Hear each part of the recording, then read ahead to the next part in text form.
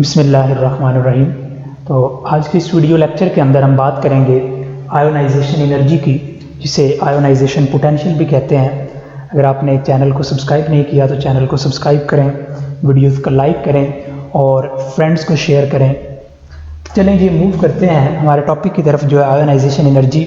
लेकिन उससे पहले मैं इसका ग्राउंड डिज़ाइन करता हूँ। उसके लिए मैं कुछ बेसिक चीज़ों का पता होना चाहिए। मैं यहाँ पर कुछ एटम्स जो हैं उनको ड्रॉ कर रहा हूँ। एक हाइड्रोजन को ड्रॉ करते हैं, देन लिथियम को ड्रॉ करते हैं, देन सोडियम को ड्रॉ करते हैं। इनके ज़रा मैं सिंबल और एटॉमिक नंबर भी मेंशन कर देता हूँ। यहाँ पर है हाइड्रोजन जिसका एटॉमिक नंबर है 1, देन है लिथियम जिसका एटॉमिक नंबर है 3 और देन है सोडियम जिसका एटॉमिक नंबर है 11। तो मैंने यहाँ पर न्यूक्लियस जो है वो बनाए हैं और न्यूक्लियस के अंदर नंबर ऑफ प्रोटॉन जो है वो मैंने मेंशन कर दिए हैं। इसका 1 प्रोटॉन होगा, इसके 3 प्रोटॉन होंगे और इसके 11 प्रोटॉन होंगे। अब अगर प्रोटॉन 11 हैं तो इनके अंदर जो इलेक्ट्रॉन हैं वो भी 11 ही होंगे। फिलिंग कैसे होगी? जो इसका पहला शेल है, फर्स्ट ऑर्बिट, उसके अंदर 2 इलेक्ट्रॉन होंगे। जो इसका सेकंड ऑर्बिट है उसके अंदर हमारे पास 8 इलेक्ट्रॉन होंगे और जो हमारा थर्ड ऑर्बिट है उसके अंदर हमारे पास रिमेनिंग 1 इलेक्ट्रॉन जो है वो उसके अंदर जाएगा।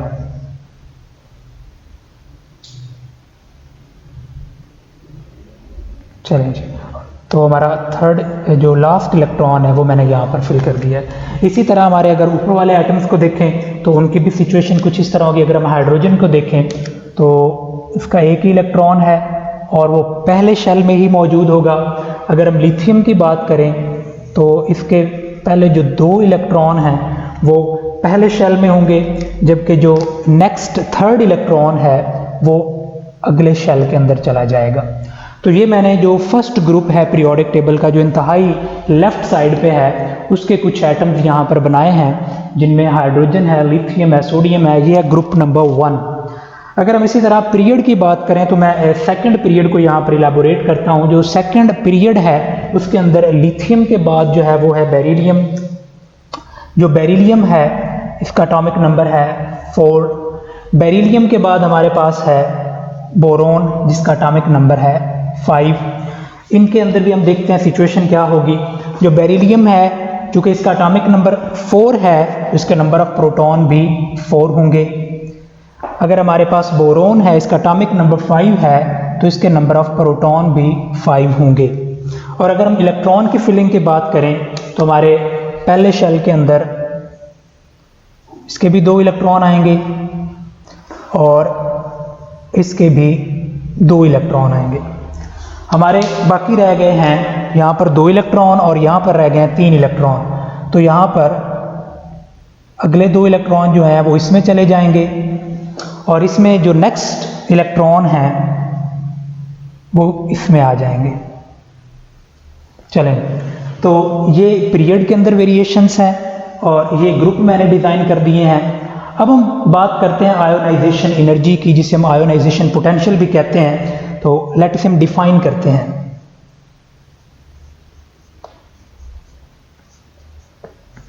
इसकी डेफिनेशन देखते हैं। आयोनाइजेशन एनर्जी क्या है? It is minimum energy required to remove an electron from gaseous atom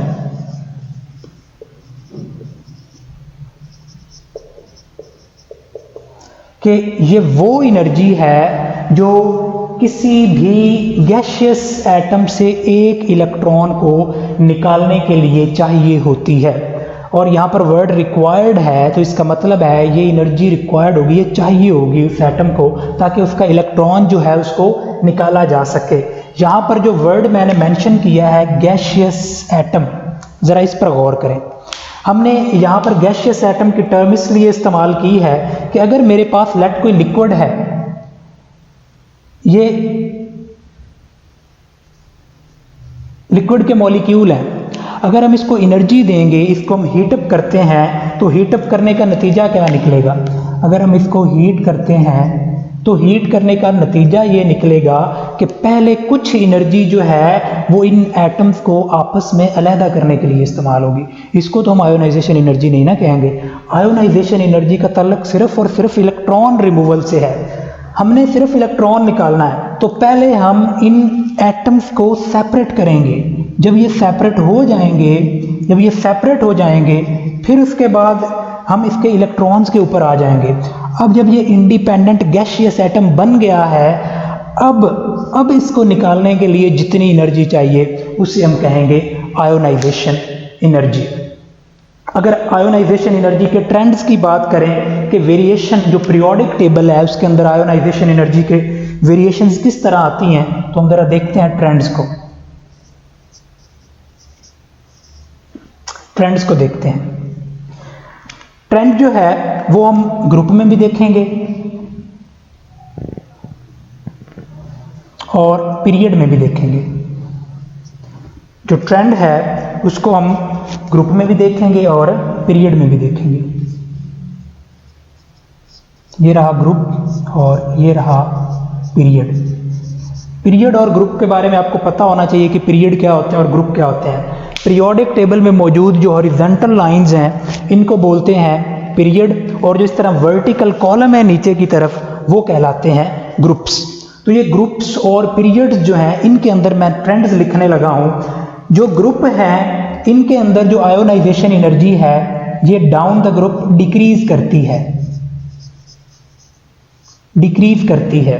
और पीरियड के अंदर जैसे जैसे हम लेफ्ट टू राइट जाते हैं, याद रखना जब भी हमने ट्रेंड्स की बात करनी है तो ग्रुप के अंदर हम बात करेंगे टॉप टू बॉटम, क्योंकि ग्रुप जो है वो ऊपर से नीचे वर्टिकली अरेंज्ड है। लेकिन अगर हम पीरियड की बात करें तो वो लेफ्ट से राइट की तरफ अलाइन है। तो इसलिए हम कहेंगे कि it decrease from top to bottom. और अगर हम पीरियड की बात करें तो यहाँ पर ये बढ़ती है, इंक्रीज है। और हम लिखते हुए ये अल्फाज लिखेंगे कि ionization energy increase from left to right in period, कि पीरियड में अगर हम लेफ्ट से राइट जा रहे हैं तो ये आयोनाइजेशन एनर्जी जो है हमारे पास ये जो है बढ़ती चली जाएगी। तो अगला सवाल फिर जहन में आता है कि इसके पीछे वजह क्या है, ऐसा क्यों होता है। तो इनको मैं कुछ फैक्टर्स के जरिए इलेबोरेट करूंगा। मैं यहाँ कुछ फैक्टर्स डिस्कस करने जा रहा हूँ। वो फैक्टर्स जो हमारे पास आयोनाइजेशन एनर्जी को अफेक्ट कर सकते हैं।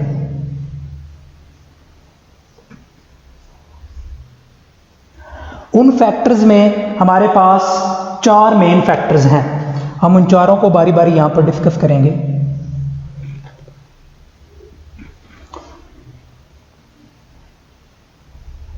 चार फैक्टर्स हैं। चारों फैक्टर्स को देखते हैं वो कौन कौन से फैक्टर हैं। सबसे पहला फैक्टर जो इसको अफेक्ट करता है वो है एटॉमिक रेडियस।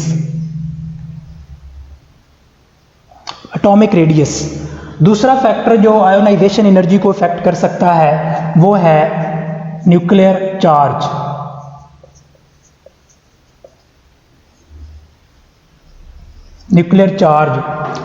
तीसरा फैक्टर जो आयोनाइजेशन एनर्जी को इफेक्ट कर सकता है वो है शील्डिंग इफेक्ट।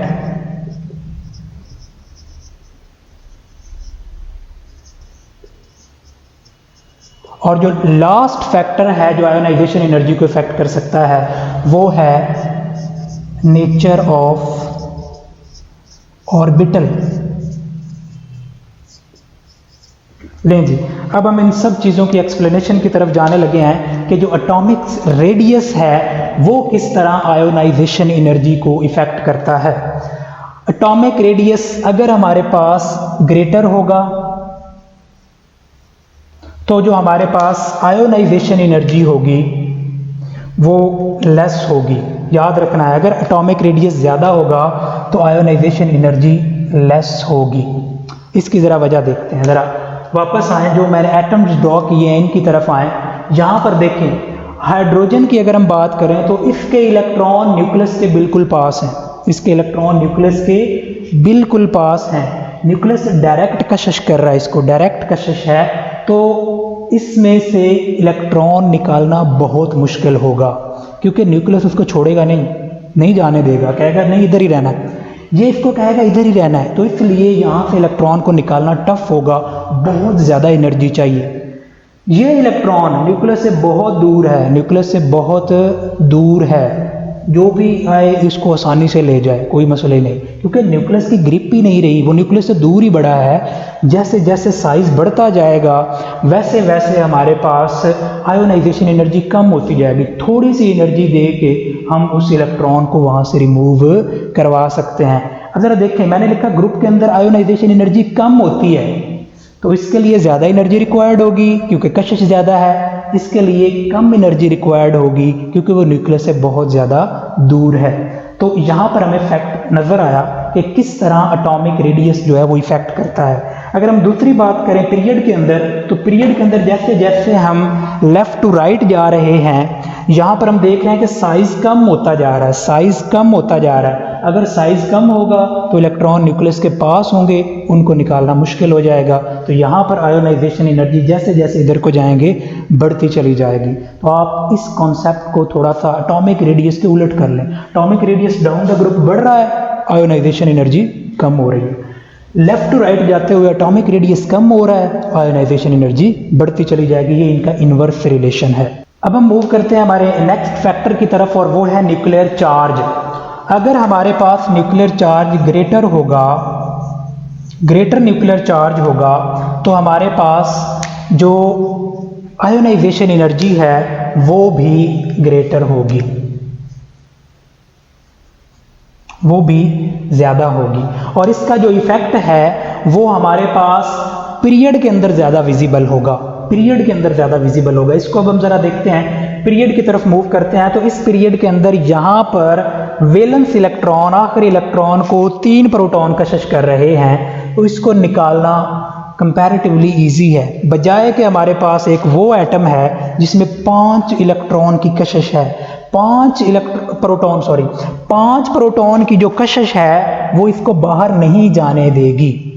अगर 5 प्रोटॉन होंगे रिएक्शन ज़्यादा है, greater nuclear charge greater ionization energy, less nuclear charge less ionization energy. सवाल जहन में आता है कि इधर भी तो न्यूक्लियर चार्ज बढ़ रहा है, डाउन द ग्रुप भी तो न्यूक्लियर चार्ज बढ़ रहा है, तो आयोनाइजेशन एनर्जी को बढ़ना चाहिए।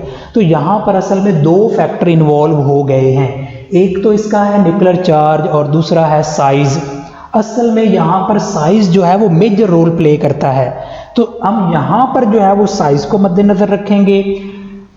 ये बात मानने में है कि यहाँ पर डाउन द ग्रुप प्रोटॉन बढ़ रहे हैं, लेकिन एट द सेम टाइम आप देखें साइज भी तो बहुत बड़ा हो रहा है, इसीलिए इलेक्ट्रॉन को निकालना कंपैरेटिवली इजी है। तो इसलिए ये जो हमारा न्यूक्लियर चार्ज का फैक्टर है ये पीरियड के अंदर ज़्यादा इफेक्ट करता है, पीरियड के अंदर इसकी वेरिएशन जो है वो ज़्यादा इफेक्टिव है। नेक्स्ट हम मूव करते हैं शील्डिंग इफेक्ट की तरफ। अगर शील्डिंग इफेक्ट जो है वो ज़्यादा होगा, अगर शील्डिंग इफेक्ट ज़्यादा होगा तो हमारे पास जो उसकी आयोनाइजेशन एनर्जी है वो उतनी ही लेस होगी, आयोनाइजेशन एनर्जी कम होती जाएगी। इसको ज़रा एक्सप्लेन करते हैं।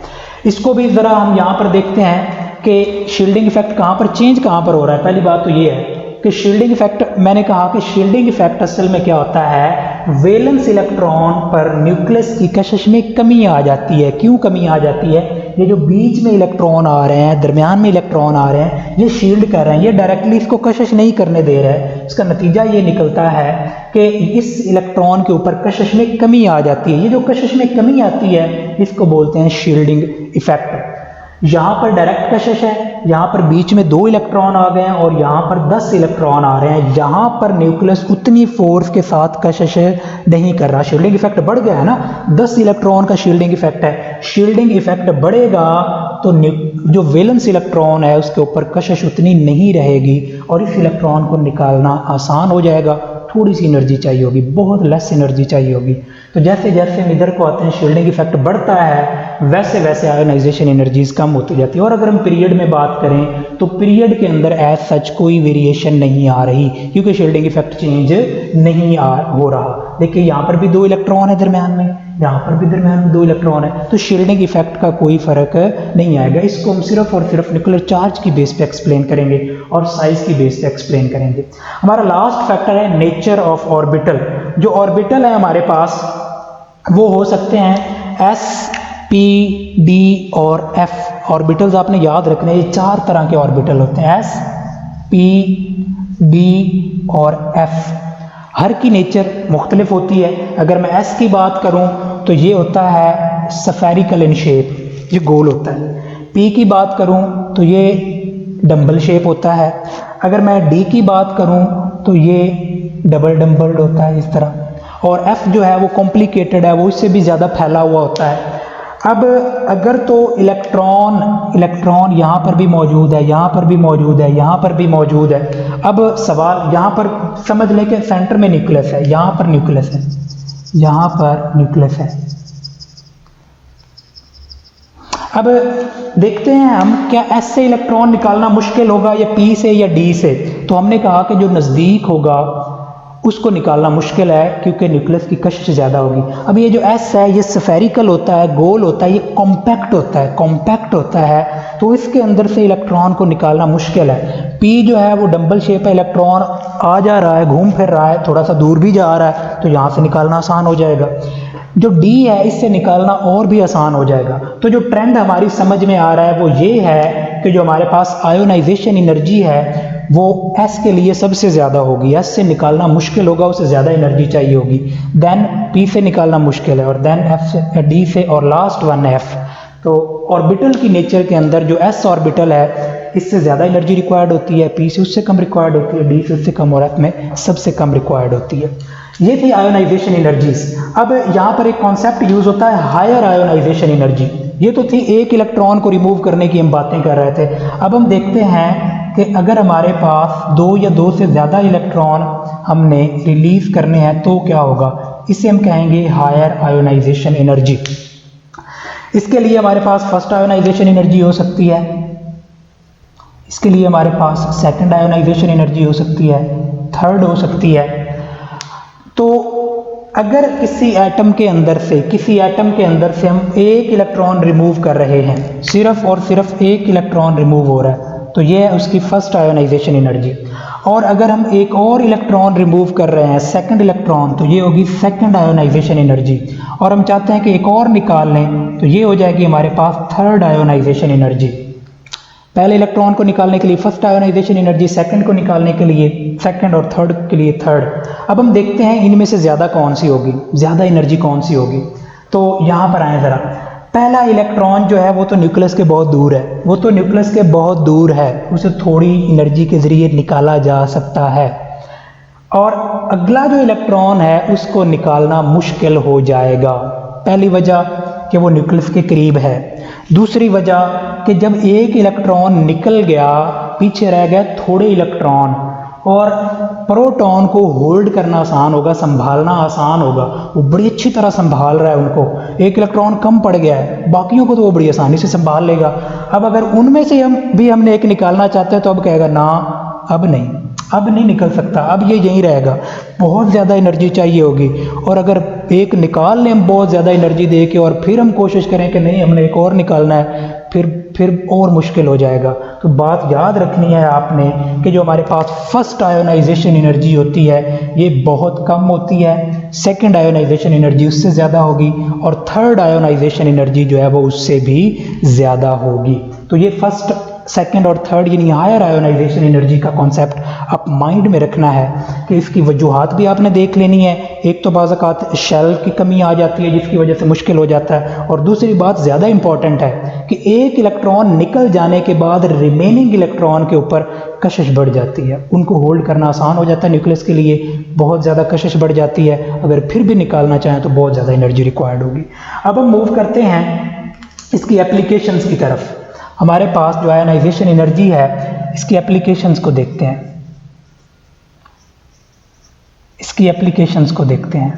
कि आयोनाइजेशन एनर्जी का कॉन्सेप्ट जो है ये किस तरह हमारे लिए बेनिफिशियल है। यहाँ पर इसकी मुख्तलिफ एप्लीकेशंस को हम देखेंगे। सबसे पहली जो इसकी एप्लीकेशन है वो ये है कि हम जो नेचर ऑफ कंपाउंड है उसको स्टडी कर सकते हैं। हम नेचर ऑफ कंपाउंड जो है उसको स्टडी कर सकते हैं। जो पहली इसकी एप्लीकेशन है, कैसे स्टडी कर सकते हैं? अगर हमारे पास आयोनाइजेशन एनर्जी कम होगी, अगर आयोनाइजेशन एनर्जी लो होगी, तो इसका मतलब है उस एटम से इलेक्ट्रॉन निकालना आसान हो जाएगा। अगर निकालना आसान हो रहा है तो इसका मतलब है कि वो इलेक्ट्रॉन लूज करेगा, और जब एटम इलेक्ट्रॉन लूज करते हैं तो जो हमारे पास कंपाउंड बनते हैं वो आयोनिक कंपाउंड बनते हैं। अगर आयोनाइजेशन एनर्जी कम होगी, कोई एटम जो है उसका valence electron less tightly bounded है तो वो आसानी से निकल जाएगा, और अगर वो आसानी से निकल रहा है तो वो चीज़ जो है वो आयोनिक कंपाउंड बनाएगी। और ये याद रखें, पीरियोडिक टेबल में ग्रुप नंबर 1A जो है, 2A जो है, जो पीरियोडिक टेबल में लेफ्ट पे हैं, they have low ionization energies, उनकी आयोनाइजेशन एनर्जीज कम है due to their greater size. इस वजह से उनके जो कंपाउंड्स हैं वो मोस्टली आयोनिक इन नेचर होते हैं, वो मोस्टली आयोनिक इन नेचर होते हैं। और दूसरी चीज़ है कि अगर हमारे पास हाई आयोनाइजेशन एनर्जीज होंगी, हाई आयोनाइजेशन एनर्जीज होंगी कि उसको निकालना जो है वो मुश्किल हो रहा है हमारे पास, तो हमारे पास वो निकलेंगे नहीं, वो फिर क्या करेंगे, फिर वो शेयरिंग कर लेते हैं, और जब वो शेयरिंग करते हैं तो उसका नतीजा हमारे पास निकलता है कि हमारे पास कोवेलेंट कंपाउंड बनते हैं, कोवेलेंट कंपाउंड बनते हैं। जैसे मोस्टली जो हमारे पी ब्लॉक एलिमेंट्स हैं उनके जब हम कंपाउंड्स देखते हैं, जो राइट साइड पे पीरियोडिक टेबल के एलिमेंट्स हैं उनके जो कंपाउंड है वो कोवेलेंट होते हैं, क्योंकि कंपैरेटिवली उनकी आयोनाइजेशन एनर्जीज जो है वो ज़्यादा होती हैं। नेक्स्ट जो फैक्टर एप्लीकेशन है इसकी, इससे हम एटम की स्टेबिलिटी को चेक कर सकते हैं, इससे हम एटम की स्टेबिलिटी को चेक कर सकते हैं। स्टेबिलिटी को कैसे चेक कर सकते हैं, इसको ज़रा एक्सप्लेन करते हैं। अगर एक एटम है, मैं यहाँ पर बना देता हूँ, ये रहा उसका न्यूक्लियस, ये रहा पहला शेल और ये रहा उसका दूसरा शेल। पहले शेल में है उसके पास 2 इलेक्ट्रॉन, दूसरे में है 8 इलेक्ट्रॉन। अब ये एटम जो है ये ऑक्टेट कंप्लीट के साथ है, और हमने पहले लेक्चर के अंदर देखा था वो एटम जो कंप्लीट ऑक्टेट के साथ होते हैं वो स्टेबल होते हैं। अब स्टेबिलिटी जो है उसको एक्सप्लेन करने के लिए आयोनाइजेशन एनर्जी के साथ रिलेट करने जा रहा हूँ। मैं वो एटम ले रहा हूँ जिसके पास 11 इलेक्ट्रॉन है। अब ये जो 11वां इलेक्ट्रॉन है, वैलेंस इलेक्ट्रॉन है, इसको तो आसानी से निकाला जा सकता है, ये निकल जाएगा क्योंकि ये न्यूक्लियस से दूर है, और 8 इलेक्ट्रॉन्स चाहिए होते हैं और वो साथ ले तो नहीं सकता, तो वो एक निकाल देगा। जब पीछे रह जाएंगे 8 तो ऑक्टेट कंप्लीट हो जाएगा। अब ज़रा चेक करें, बहुत ज़्यादा एनर्जी चाहिए होगी, बहुत ज़्यादा एनर्जी, इंतहाई किस्म की एनर्जी चाहिए होगी अगर हम इसमें से भी एक इलेक्ट्रॉन निकालना चाहते हैं, क्योंकि वो तो शेल पहले ही कंप्लीट है। इसीलिए हम कहेंगे जो स्टेबिलिटी है ये इस तरह से हम डिफाइन कर सकते हैं कि if it has very high value of ionization energy, then हम कहेंगे कि वो एटम क्या है, स्टेबल है, क्योंकि वो इलेक्ट्रॉन नहीं देना चाहते, वो इलेक्ट्रॉन नहीं देना चाहते, वो स्टेबल होंगे। इसकी जो एप्लीकेशन है, इसमें हम मेटेलिक करैक्टर जो है उसको भी स्टडी कर सकते हैं कि एटम जो है वो मेटल्स होंगे या नॉन मेटल होंगे। हम मेटेलिक करैक्टर को भी देखते हैं।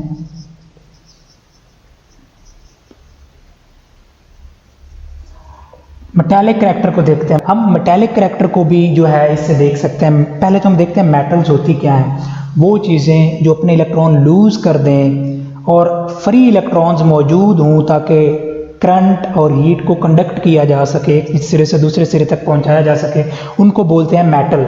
तो अगर हमारे पास कोई एटम है और उसकी आयोनाइजेशन एनर्जी बहुत कम है तो वो कहेगा जाओ इलेक्ट्रॉन फ्री हो, आप आज़ाद हो। तो जिनके पास फ्री इलेक्ट्रॉन होते हैं वो क्या होती हैं, मेटल। तो ये आप याद रखें कि वो एटम जिनकी आयोनाइजेशन एनर्जीज कम होंगी वो मेटल, जिनकी आयोनाइजेशन एनर्जीज हाई होंगी वो नॉन मेटल, क्योंकि उनके पास फ्री इलेक्ट्रॉन नहीं है। असूल याद कर लें, मेटल होने के लिए फ्री इलेक्ट्रॉन होना, अगर फ्री इलेक्ट्रॉन है तो वो मेटल है, नहीं है तो नहीं है। तो इसके पास जो है वो लो आयोनाइजेशन एनर्जी है, थोड़ी सी एनर्जी से इलेक्ट्रॉन निकल रहे हैं तो निकलने दो, आज़ाद हो जाएंगे, वो मेटल है। जिसके इलेक्ट्रॉन निकाले ही नहीं जा रहा है वो क्या है, नॉन मेटल। और अगर इंटरमीडिएट हो तो फिर मेटेलिक कैरेक्टर में एक थर्ड कैटेगरी है मेटलॉइड। ये कुछ केसेस के अंदर करंट कंडक्ट करते हैं, कुछ केसेस में नहीं करते, ये दोगलापन रखते हैं। These are in between metal and non metal, metal और नॉन मेटल के दरमियान है। तो अगर हमारे पास आयोनाइजेशन एनर्जी कम होगी तो मेटल, आयोनाइजेशन एनर्जी ज़्यादा होगी तो नॉन मेटल, अगर इंटरमीडिएट होगी तो वो थर्ड कैटेगरी जो है हमारे पास मेटलॉइड होंगे। तीसरी और चौथी और आखिरी चीज़ जो हम इससे डिटेक्ट कर सकते हैं वो है नंबर ऑफ वैलेंस इलेक्ट्रॉन। हम आयोनाइजेशन एनर्जी से बता सकते हैं